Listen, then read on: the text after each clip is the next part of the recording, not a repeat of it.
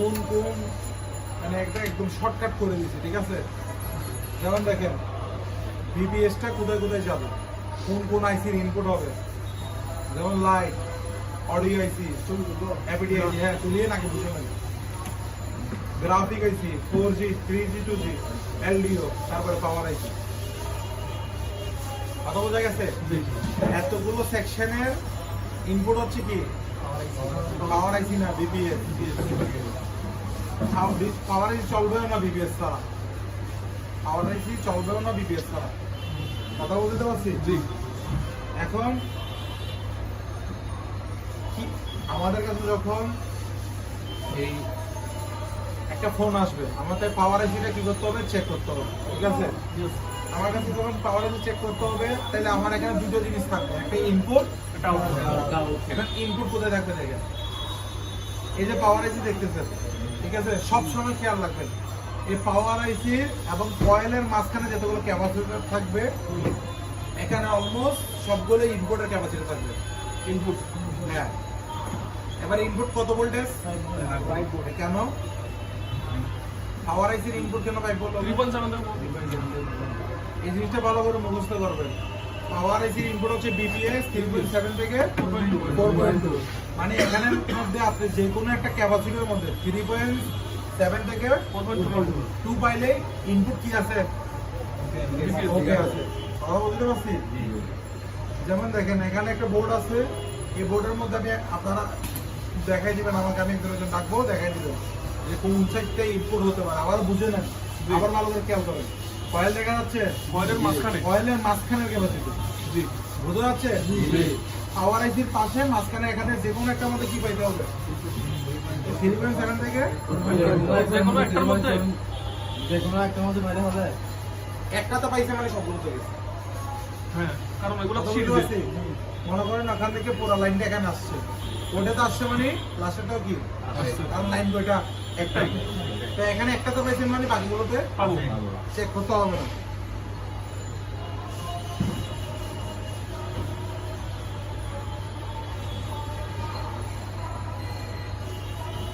আচ্ছা, ইনপুট তো পেয়ে গেলাম, এবার আউটপুট কিভাবে হবে?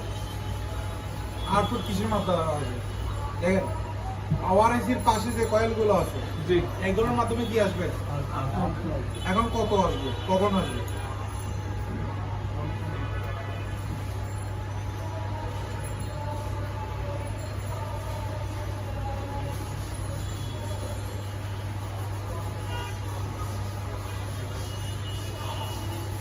দেখেন পাওয়ার আইসির পাশে যতগুলো কয়েল আছে, ঠিক আছে, আমি ফিক্সটা বলে দিচ্ছি 0.7 বা 0.8 যে ভোল্টেজটা আসবে, 3টে বা 4টা কয়েলে বা 5টা কয়েলে 0.7 বা 0.8, এটা হবে বাক ভোল্টেজ। লিখেন এই যে বাক ভোল্টেজ, লিখেন বাক।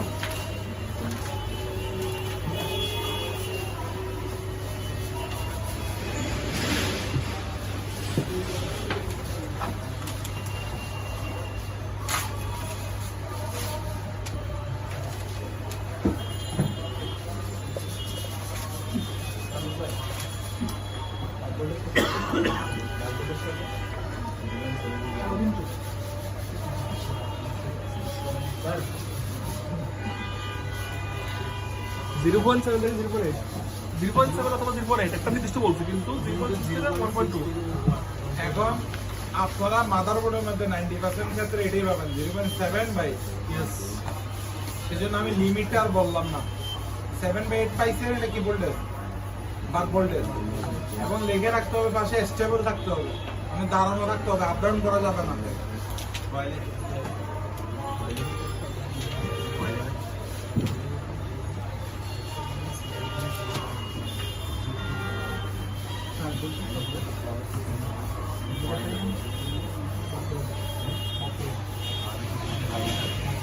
কি বলছি আপনার থেকে মাথায় রাখতে হবে 0.7 বাই 8 আসতে হবে।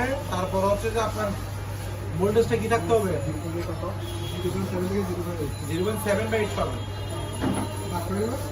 হ্যাঁ, পাইলে সেটা বাক ভোল্টেজ।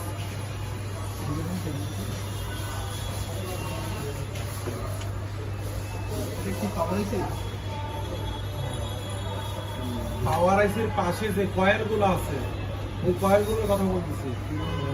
এই যে পাওয়ার আইসির পাশে 5টা কয়েল আছে না, 1 2 3 4 5টা, 5টা থেকে 3টার মধ্যে আপনি এই ভোল্টেজটা পাবেন বা 4টার মধ্যে ভোল্টেজটা পাবেন 0.7 বা 0.8। এটা কি ভোল্টেজ? ঠিক আছে, আগে সেটা বুঝেন। ভোল্টেজ কি থাকতে হবে? দাঁড়ানো থাকতে হবে। ভোল্টেজ কি থাকতে হবে? একবার যাচ্ছে একবার আসতেছে, ওইটা হবে না। যদি ওরকম হয় কোনো লাইনে শর্টিং আছে বা শর্ট আছে, কথা বুঝতে পারছি। এখন আপনার কাছে একটা ফোন আসছে, আমি শর্টকাটে বুঝাচ্ছি। এখানে আপনি ইনপুট চেক করছেন, ওকে 3.7 থেকে 4.2 পাইছেন ক্যাপাসিটরে। এই ক্যাপাসিটরে 4.2 পাইছেন কোথায়? মানে চার্জ পাওয়ার আইসিতে ইনপুট হয়েছে। এবার পাওয়ার আইসি থেকে আউটপুট হলে 1 2 3 4 5, 5টা কয়েল আছে। 5টা থেকে 3টা বা 4টার মধ্যে কত ভোল্টেজ পাবেন? 0.67 অথবা 0.8। এরপর হচ্ছে যে বাকি 2টার মধ্যে বা 1টার মধ্যে এটা পাবেন, এটা পাবেন 1.2।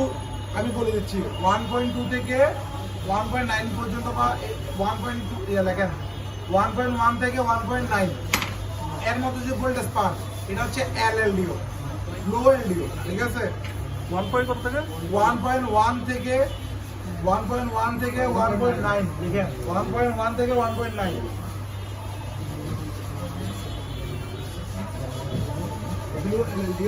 হ্যাঁ, এলএলডিও আর কি? এলএলডিও ভোল্টেজের নাম এলএলডিও, লো এলডিও আর কি। এসএলডিও এলএলডিও বললাম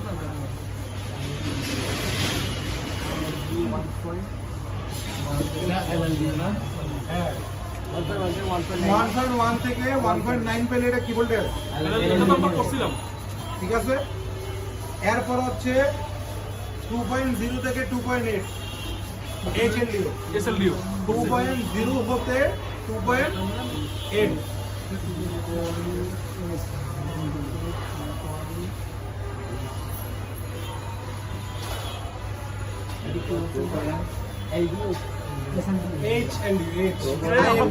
লো এলডিও আর হাই এলডিও। আমরা প্রথমে লিস্ট করছি না ওদের।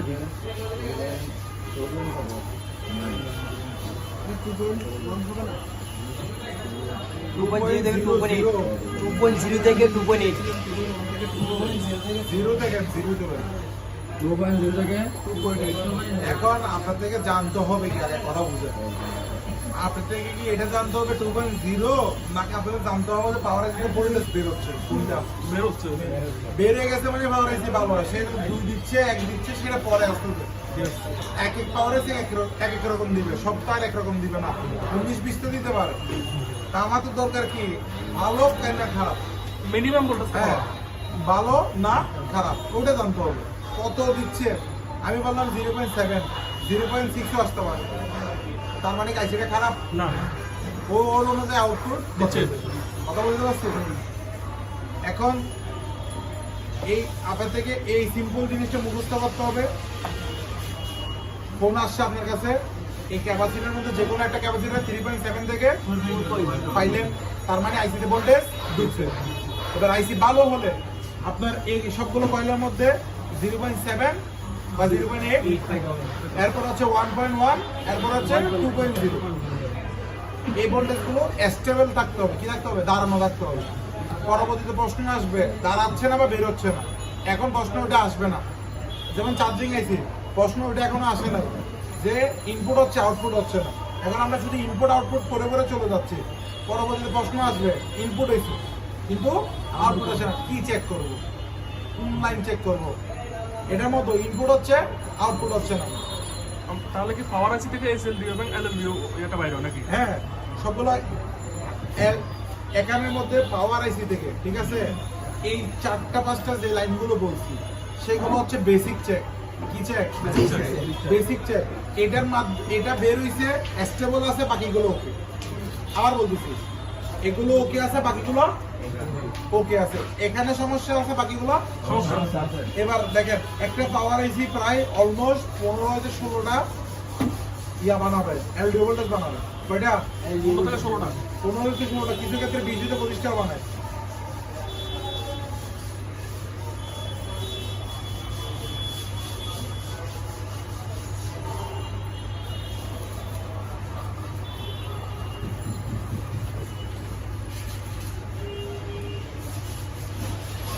এখানে কয়টা এলডি ভোল্টেজ আছে দেখেন? 23টা। কয়টা? এখন এগুলো যদি আপনি সব মাপতে যান, ঠিক আছে, আপনি সব মাপতে যান, আপনার থেকে এসকেমেটিকের নলেজ থাকতে হবে। এসকেমেটিকের মধ্যে কোন জায়গায় কোন লাইনটা আছে, কিভাবে কপি করবেন, কিভাবে পেস্ট করতে হবে জানতে হবে, যেটা আমার জানতে লাগছে 5 বছর। আমি আপনাকে বলতেছি 20 মিনিটে করে দিব, একদম সিম্পল ওয়েতে 20 মিনিটে পারবো, এত কিছু লাগবে না। একটা টেকনিক বলে দিব, ট্রিক বলে দিব, ওইভাবে চেক করবো। কথা বলতে পারছি? এগুলো আমি আপনাকে এখন পড়াইতে পারতেছি, এই লাইনগুলো দেখাবো, এটা পি কোর, এটা এল কোর, এটা বিডিডি কোর, এটা এই কোনো লাভ হবে না। আমার কথা হচ্ছে যে আপনি আমাকে বলবেন যে ভাই শর্টকাট দেখান, যে আমি একটা ফোন আসছে, 4টা-5টা ক্যাপাসিটর চেক দিলাম, বের করে ফেললাম সিপিইউ শর্ট, পাওয়ার শর্ট, নেটওয়ার্ক শর্ট, আপনার লাগবে সলিউশন ওইটা। আপনি এগুলো কোনো নেওয়ার মতো উপযুক্ত হন নাই। কথা বলতে পারছি? আপনি আইডিয়া রাখতে পারেন, কিন্তু লাভ কোনো কিছু হবে না। আমি যদি আপনাকে বলি যে আপনি 2 ঘন্টা সময় লাগে একটা সমাধান সমস্যা বের করবেন, আর 10 মিনিট একটা সময় লাগে সমাধান বের করবেন, কোনটা বেটার হবে আপনার? এটা হচ্ছে টেকনিক। এই ট্রিকটা আপনাকে আমি দেখাই দিব যে এসকেমেটিকের মাধ্যমে এই এলডি ভোল্টেজ গুলো বের না করে শর্টকাটে কিভাবে আপনি শর্ট করে বের করতে পারবেন। কথা বলতে পারছি? এটা আপনারা চাইলে একটা ছবি তুলে নিতে পারেন আইডিয়ার জন্য, মানে পরবর্তীতে কাজে আসবে। ছবি তুলে নেন।